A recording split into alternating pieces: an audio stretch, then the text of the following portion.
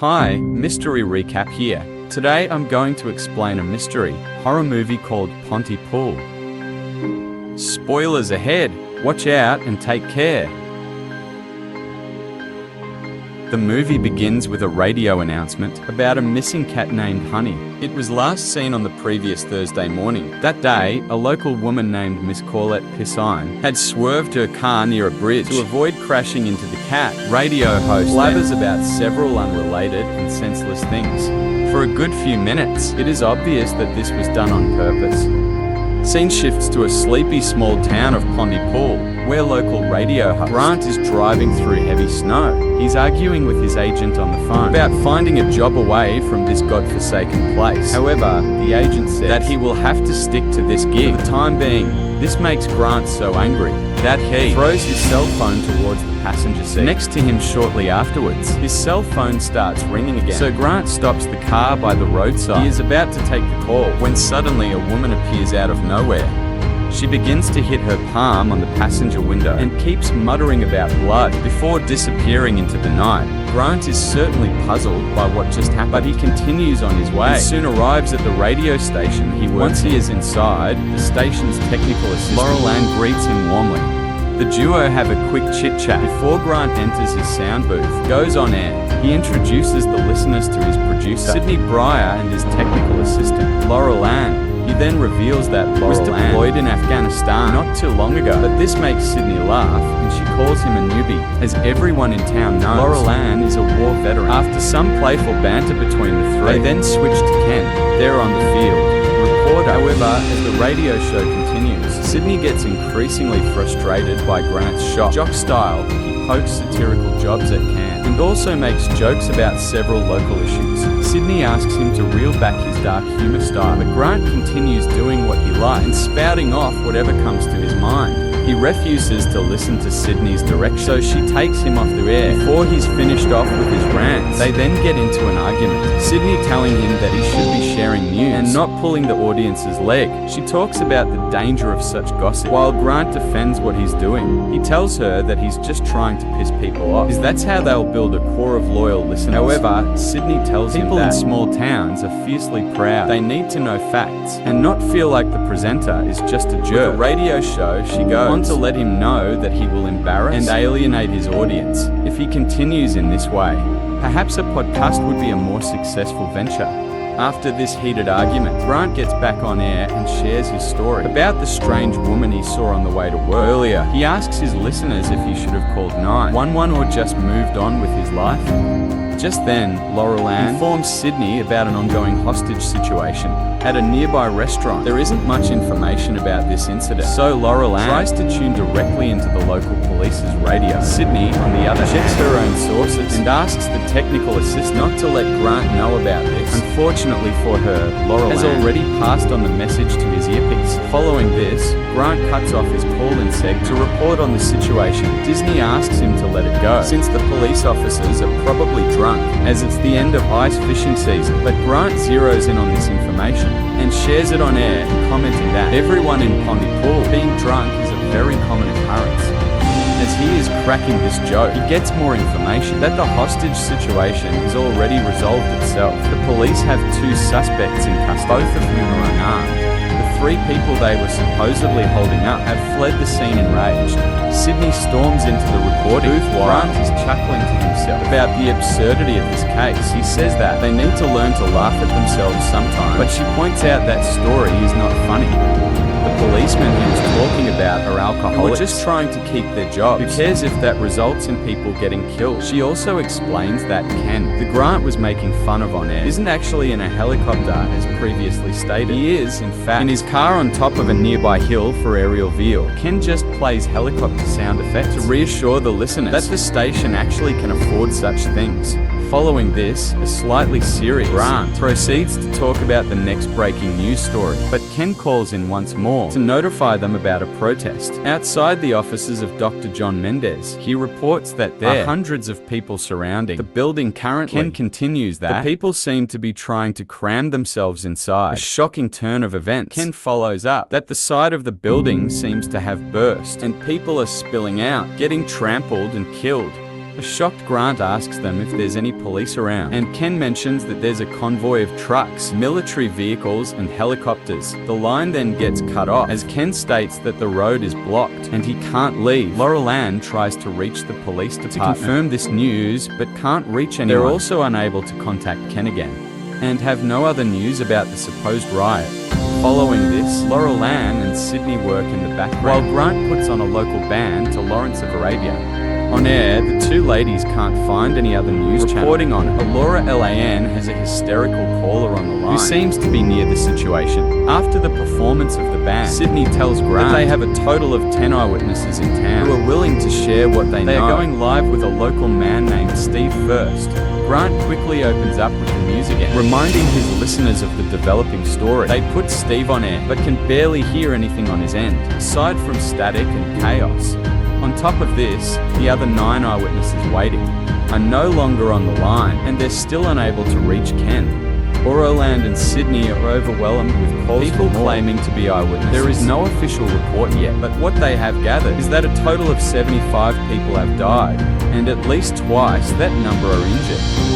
Eventually, they get word from Constable Roseland of the Ontario Provincial Police. He explains that they answered a 1-1 call at 7 in the morning at a local senior citizen facility. A large number of people were occupying the building and trying to enter an elderly woman's room. The woman has since died from injuries, and the people were chanting something about Hitler and some hurricane, but that's all they get from the constable, before cutting them off for what they deem as crazy talk.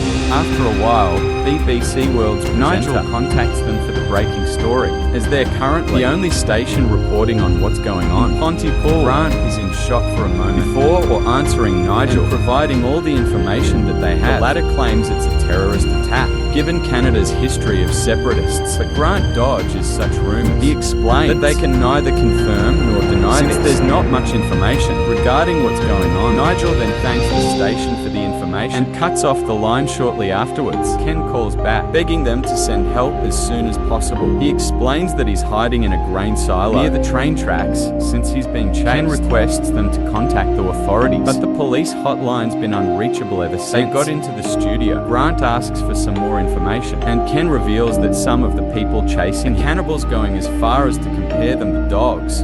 As the conversation goes on, Ken starts panicking as he sees the crazy people taking someone out of a van, biting them. He soon reports that he's been found, making everyone in the station panic. Apparently a crazy teenager is in the silo with Ken and can't attack since he's missing hands and can't move.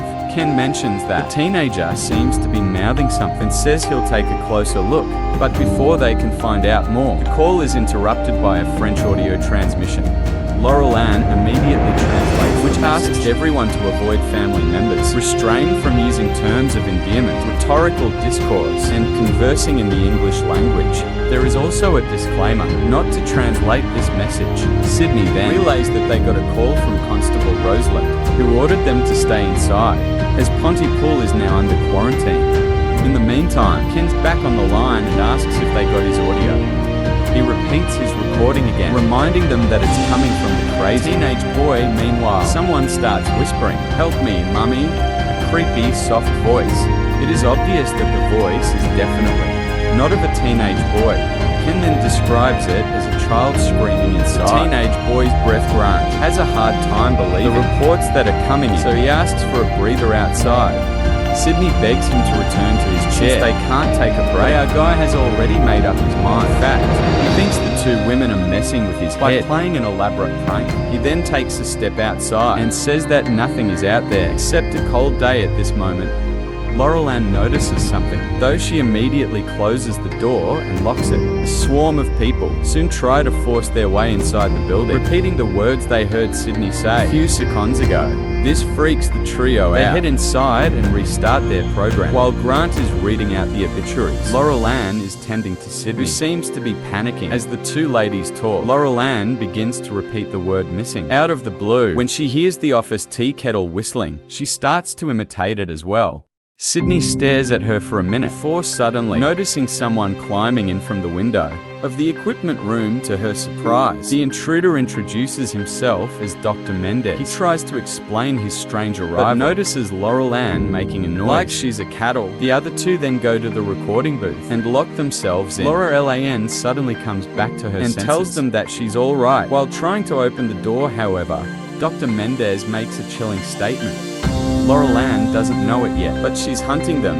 He tells the other two not to allow the sound from the recording booth to go outside. As soon as he says this, Laurel-Ann stops trying to open the door and goes for the window instead. Next, Grant attempts to start an interview with Dr. Mendez, while Laurel-Ann starts throwing herself against the window of the recording booth. Doctor comments that she's hearing voices in her head and things will grow vicious. He apologizes for what he's talking about, but points out that he has seen this happen all morning. At his office seconds later, Ken calls again and reveals that the teenage boy that was with them, his dad. He then begins acting weirdly as he starts repeating the word simple. This makes the people in the studio realize that he's been infected, so they cut off the phone. As they are talking about Ken, they notice that Laurel-Ann is eating her lower lip. Dr. Mendez asks Grant if he's sure she can't hear them, and the latter confirms it, but then he wonders if she can read lips, which lights up a bulb in the doctor's head. He realizes that whatever is happening, it's viral, but not of blood, air, or in the body, but rather in words. Specifically, the English language. The bug only enters its when the infected word is heard as well as understood. It then copies itself in the person's understanding, driving them crazy. Hence, the group decides to shut the radio show off for the time being. Meanwhile, Sydney gets a call from her kids, and as she's talking to them, Laurel-Ann resumes trying to throw herself against the booth's window. Seeing this, Dr. Mendez comments that something strange is happening to her, something he hasn't seen before. Laurel-Ann then throws up a lot of blood on the window, including her organs, then falls back. Dr. Mendez thinks this is what happens to the bug when it can't find its next victim. Either that or she's not infected. She just ate Taco Bell after a few minutes. Several infected people enter the building, so Grant turns off the light. They try to hide behind the booth. They hope that by playing the loudspeaker outside the building, they will be able to distract the attackers. The trio then decides to play a recording of Grant, stating Sydney Briar is alive. Their plan surprisingly works, but Dr. Mendez also starts repeating the word, breathe. Hearing that he's about to give end to the virus, he starts speaking in Armenian, as he knows that the virus transmits only in the English language. Next, Sydney goes to talk to Grant in French, which he understands a little. Jamapple.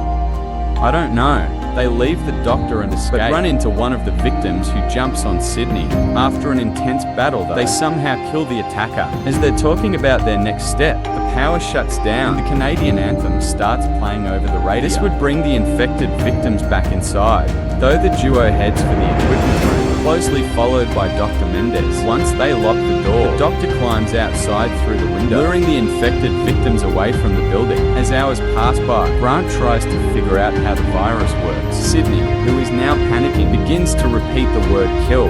This makes him realize that Sydney is succumbing to the virus, so he goes to confuse her by connecting the word kill. The kiss miraculously. The plan works, and Grant realizes that this could be the cure to the virus. He then convinces Sydney to air one last show, but as they start their program, an explosion goes off around them.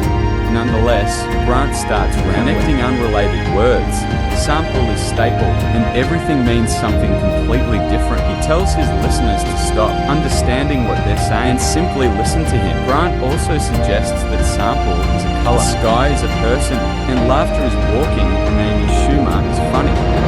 He tells those listening that the military is killing scared people. In an impassioned rant, he yells out that it's not the end of the world, but rather the end of the day. Before signing off, the countdown in French begins, and the movie ends with Sydney and Grant kissing in the recording booth. Roll out. Thank you for watching.